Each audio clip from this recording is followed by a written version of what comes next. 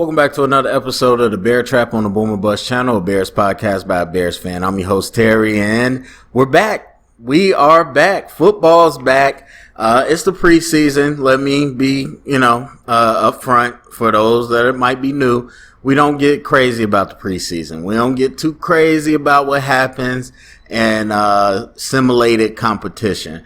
Obviously, we can look at this and see some things, but it's not going to be the end-all, be-all. It's not going to be what we go crazy over. So there's that. With that being said, I will get to some film. Not going to go, super in-depth like the regular season. But let me know if you want to see something. I more than likely just look at Justin Fields. But if there's something y'all want to see, let me know. And so we'll get a little more in depth there. This is just my general thoughts, and I stopped around the fourth quarter, kind of saw what we need to see. And again, especially as the other team doesn't have their full competition, it's not too much you can get. There's certain things you can get, but yeah, so we stopped there. Anyway, overall, I feel kind of the same way that I did going into the, not the off season, but going into the preseason camps. And that is, we got a number of questions. There's a number of people that we let go that I'm wondering how we're going to replace them. Now, obviously, in the preseason games, you're not going to see our full playbook, especially offensively, but even defensively, you won't see a ton. And so there might be some things we'll do, but just personnel-wise, and we know we don't see all our starters either, but personnel-wise, I am curious as to how we're going to look without Kyle Fuller and Buster Skrine, who some people say was really bad last year. I don't know what film they was watching. Especially compared to some of the other players we had in coverage. But I'm curious to what we'll do without them. Again, Gibson's coming back, who's okay, but I still feel like we're missing a run presence in that safety position. And so there are question marks there. The pass rush has been a question mark for years. Even since Matt got here. And so a lot of people, for whatever reason, in the media saying that they believe Quinn is going to be different. Okay, we'll see. I think he's a year older still, and I don't know, even at the end of the day, if he was worth giving up some of the stuff we gave up or passing on some of the players we passed up on. And so we'll see, though, how productive he can be with Khalil Mack. Khalil Mack is always going to be a factor, even though I think he could be better than what he's been. Overall, our pass rush is a question. Now, the trade-off to that is that we have really good interior offensive or defensive linemen. We bring back Mario Edwards Jr., who I pointed out was one of the better interior players for us last year. Hicks, we hope, is healthy. Eddie Goldman's coming back. But just overall, even without Brent Urban and some of those guys, some of the guys we brought back or brought in this year seem to be right in that same mold. And honestly, when you're talking about an odd front, it's not too hard to get big guys that know how to take up space. But either way, I think we play a nice little brand of bully ball in the run game that keeps our linebackers protected and allows them to chase down things. So I'm liking how our interior looks. I always, over the last few years, really enjoyed them. So it's looking like we'll be back to that. They say Bilal's ready to take a jump. We'll see. But with Bilal, Eddie Goldman, Akeem Hicks, obviously really good on the starting group. And then we'll see some of these other players as they fill in as well. So I like that. But the pass rush, again, because we do have that bully ball, we're not great pass rushers in the interior. And not too many players are in the league. There's a select few who are elite. But the edge is where you got to get pressure, and we just haven't been doing that. So that's going to be the question that pretty much is going to help us understand how our secondary is going to do if we're not getting that pressure and we're not, we're relying on coverage sacks. We got to see how well the secondary is going to hold up. So there's that part. Offensive line, interesting. I just got a chance to look at the depth chart. Now that thing can change, but Mustafa is starting at center, and you got Whitehair going to guard. Now, I've said for many years, I think Whitehair is best at guard. Now, I would like to think Daniels would be better at center. I would like to think that, but when he had the chance, it wasn't great. They're in practice. They don't feel like it's great. So, unfortunately, he's not showing that level of versatility. And so he'll more than likely be at the guard. So Mustipher, who I think is capable, but, it's funny because for all the people that, you're always going to get people to talk crap or disagree with you. And disagree is fine, but there's people that talk crap about, oh, you don't know football, blah, blah, blah. And especially when it came to Bars and Mustipher last year, everybody fell in love with them. And I was like, y'all do realize I was the one before that draft.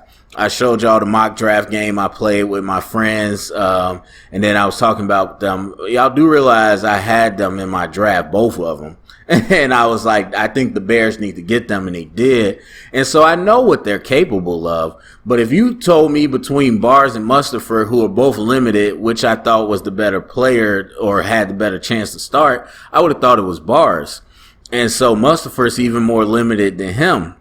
However, they, have him starting as of now, so we'll see how that looks.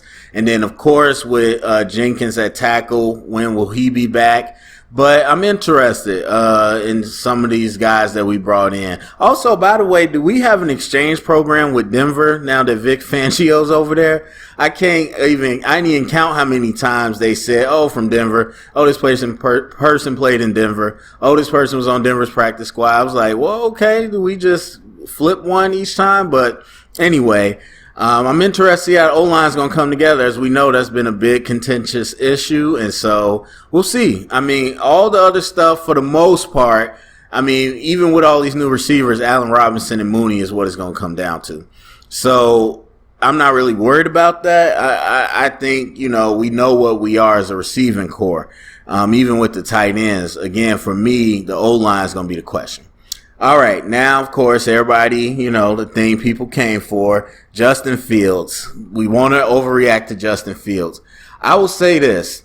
I didn't see anything that surprised me comparing to the draft season.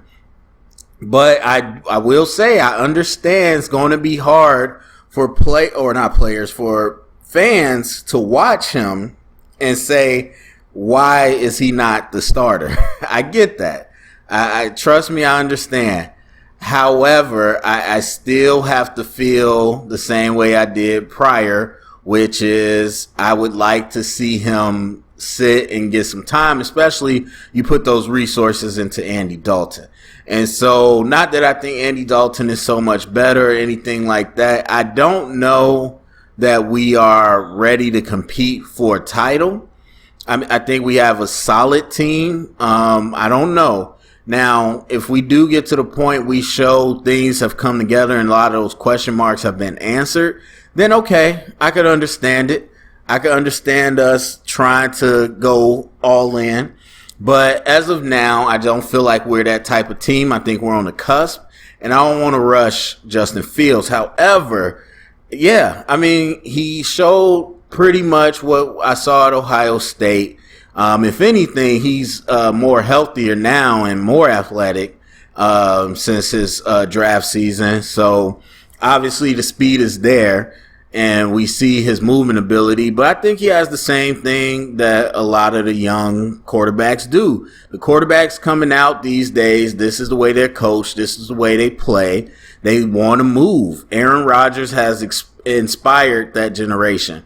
They want to move the pocket and extend the play, and that's fine. Obviously, that gives you a dimension that not everybody had before. That gives you a run-pass threat that forces the defense to declare, and you honestly kind of saw that in one of his plays earlier where the defensive back got to declare, either I'm going to stay with this man or I'm going to come up and try to attack the quarterback and leave the receiver open. So that's fine. That gives you that. However, at the same time, that causes a situation when you get, especially as a young quarterback, you get used to just moving instead of standing in the pocket when there's times that you need to. And I've shown many times on film with Trubisky, with Mahomes, with Brady, with every quarterback, there's some plays you cannot make if you don't stay in the pocket. It's just that is period. You move, you cut off half the field, you cut off throwing angles, you cut off your vision, and you can't make those throws because you have to be timed up in the pocket. That doesn't mean you have to be there every single play. That doesn't mean you have to be there, as a statue. But that's one of the things I worry about any young quarterback. So I see a little bit of that. But overall, he's got good poise in the pocket. Ohio State is always curious to me because they just have top offensive line prospects. A lot of times there's not a lot of pressure, so the quarterbacks don't know how to handle pressure. So we'll see, but I think he was poised in college, even against the top flight guys, and I think he showed some good patience and poise here. He just seems to have good command of what's going on. And again, we've seen very limited of the plays from the playbook, and we saw limited competition from the Dolphins, so we'll see how that continues to progress. And I get it. Trust me. Even more so than when we drafted him, I get it that it is very tempting to say just throw him in there. I can't say I'm there yet. So overall, those are my thoughts. I mean, I don't see anything that's changed my mind. Obviously, Justin Fields is a big addition, but overall, I honestly don't know that I feel that we improved that much from last year's roster. So we'll see. We will see. But that's it for me. Again, let me know in the comments what you think, but let me know if it's something specific you want to see on film. But go down, let me know what you think, share it around, get the conversation started. Thumbs up, subscribe, and remember, stay up and bear down.